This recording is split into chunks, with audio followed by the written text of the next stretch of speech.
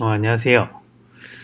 오랜만에 또 찍고 싶은 약간 인사이트풀한 얘기를 하나 들어가지고 일단 기록을 남겨두고 싶어가지고 찍게 되었습니다. 사실 뭐 오늘도 준비를 하고 찍는 건 아니고 그냥 두서없이 찍을 생각인데 아무튼 대출에 관한 얘기입니다. 그리고 또 부동산에 대한 얘기고요. 제가 요새 좀 다른 이런저런 애들이 좀 처리하는 게 많아가지고 사실 뭐 준비하고 찍고 이럴 좀 상황은 아니라서 어쨌든 근데 또 그러기엔 좀 기록은 남겨두고 싶고 그런 주제여가지고 한 편 찍게 되었습니다. 예, 좀 하고 싶은 얘기 뭐냐면 이제 대출이라는 게 무엇인가에 대해서 좀 의미를 좀 얘기를 하고 싶어가지고 찍게 되는데 무슨 소리 하는 거야 싶을 수도 있어요. 근데 이 대출이라는 게 사실 이 경제학적으로 그러니까 이게 기업의 관점에서 대출이 어떤 행위인가 그리고 이 대출이 과연 좀 어떻게 좀 해석이 될 수 있는가를 얘기를 하고 싶은데 대출은 한마디로 얘기를 하면 제가 이제 내린 결론인데 은행에서 보통 대출을 받잖아요. 대출이라는 거는 채권의 발행이랑 전 동의어라고 생각해요, 개인적으로. 이게 무슨 말이냐면 그 채권이라는 게 한마디로 얘기하면 부채를 이 사람이 그 냈다라는 하나의 증표 같은 거잖아요. 부채 증표잖아요. 부채 증표죠. 근데 일반적으로 우리가 개인이 누군가한테 돈을 빌릴 때 채권을 발행하는 경우는 거의 없어요. 뭐 기업 같은 경우는 개인은 채권 발행할 일이 없다.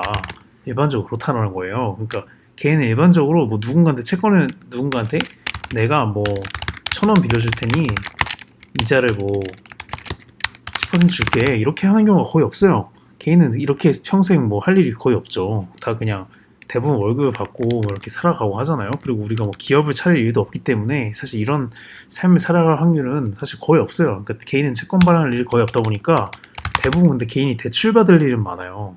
근데 이 대출이라는 게 사실 다르게 생각을 해보면 결국은 채권이에요. 무슨 소리야? 싶을 수 있죠. 그러니까 대출을 그럼 우리가 받는 그 기작을 한번 볼까요? 예를 들어서 대출을 은행으로부터 받는다고 하죠. 대부분 은행이 받겠죠. 대출을 받는다.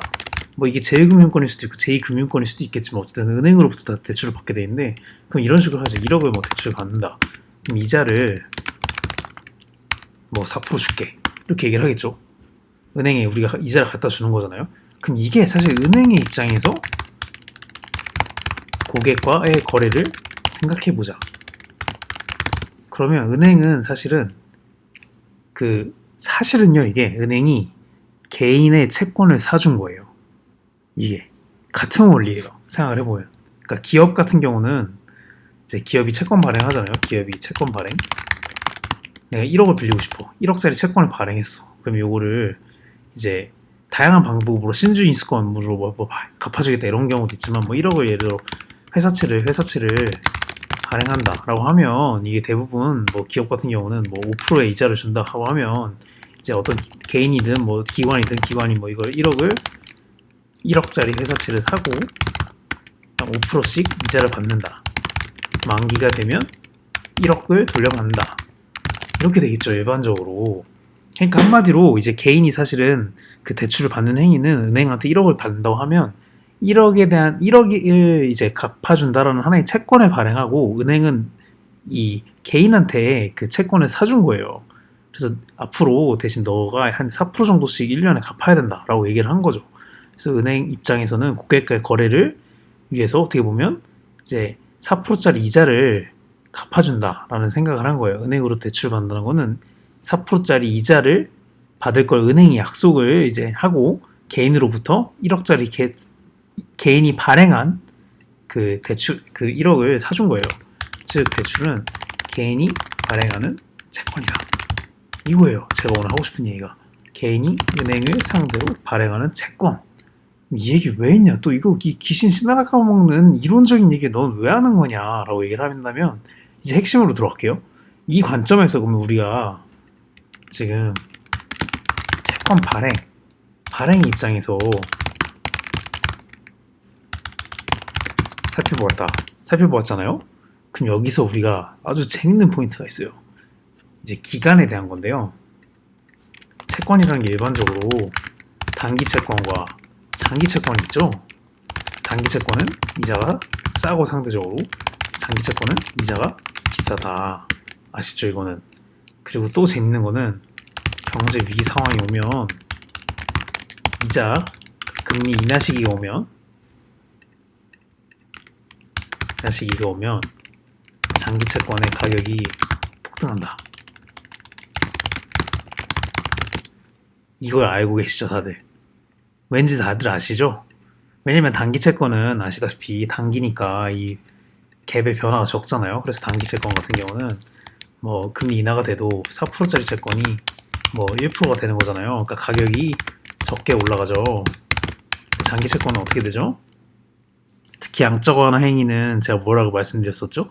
양적 완화라는 것 자체가 장기 채권을 매입하는 행위라고 했었죠. 연준에서. 그래서 장기 채권 같은 경우는 뭐 이런 경우에 7%였는데 뭐 2%가 되겠죠. 단기 채권보다 원래 이자가 높으니까요. 일반적으로. 그럼 장기 채권의 가격은 더더욱 올라가는 시기가 된다라는 거죠. 이 금리 인하 시기에. 그럼 여기서 아주 재밌는 포인트가 하나 나와요. 일반적으로 우리가 시기가 되면 부동산 매수를 생각하잖아요. 근데 부동산 매수를 할 때 제가 최근에 아주 들은 재밌는 얘기가 있는데 2020년 5월에 고정금리 2%짜리 5년 채권을 5년물로 부동산을 매수한 사람이 있더라고요. 이거 소름 돋지 않습니까? 무슨 말인지 이해하셨어요?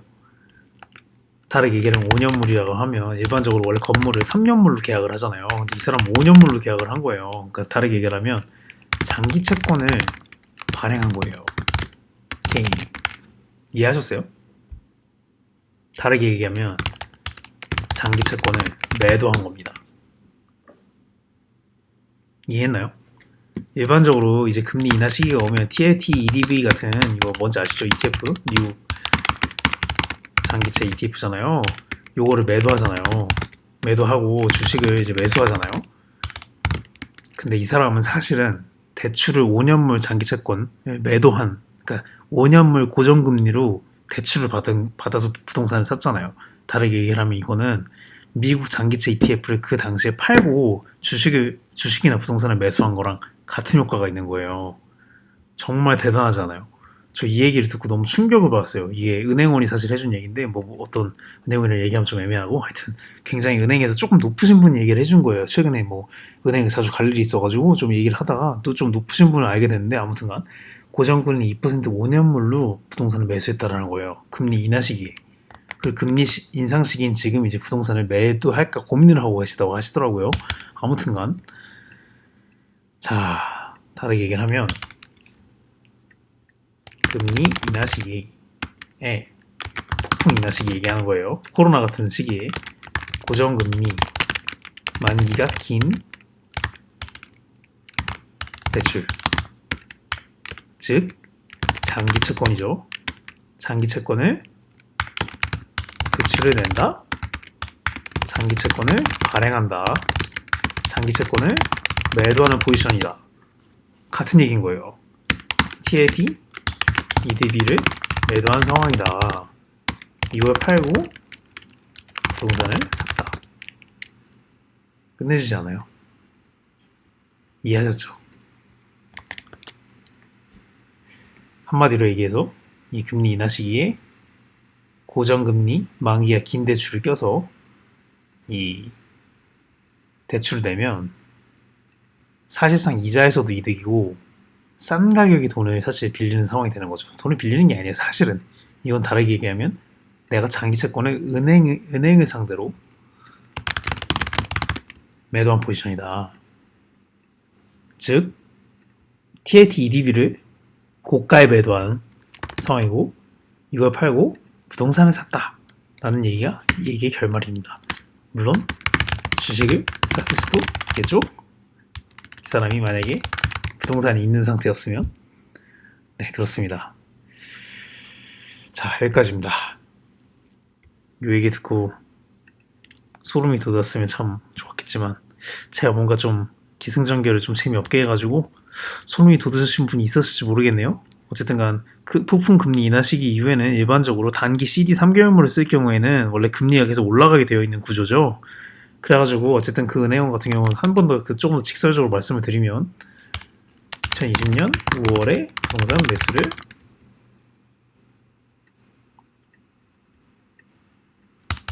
해서 고정금리 5년물 2%짜리를 쓰고 계시고 2020년인 지금 CD 3개월물은 4.4%에 육박하는 상황이지만 아직도 2% 5년물을 쓰고 계십니다. 이게 제가 얘기해드리고 싶은 거의 핵심이에요. 즉 이 사람은 2.4%의 갭을 지금 뭐 한 7억은 빌렸겠죠? 7억을 빌렸으면 계속해서 지금 이득을 보고 있는 은행을 상대로 오히려 돈을 뜯어먹고 있는 상황이 된 겁니다. 아주 재밌는 결론이죠. 왜냐하면 장기 채권을 이 당시에 매도했다는 뜻이니까요. 그러니까 폭풍 금리 인하 시기에는 고정 금리 만기가 듀레이션이 긴 대출을 저금리로 받아두면 아주 유리하다. 그리고 이건 사실 장기 채권 매도 포지션과 동일하다라는 게 제 결론입니다. 네, 여기까지입니다. 네, 들어주셔서 감사드립니다. 말 그대로 뭐 그냥 한마디로 얘기하면 폭풍 폭락장에는 저금리로 장기 채권을 최대한 써서 내가 장기 채권 매도하는 포지션과 동일하게 그걸로 부동산을 사는 게 가장 유리하다라는 결론입니다. 네, 감사합니다.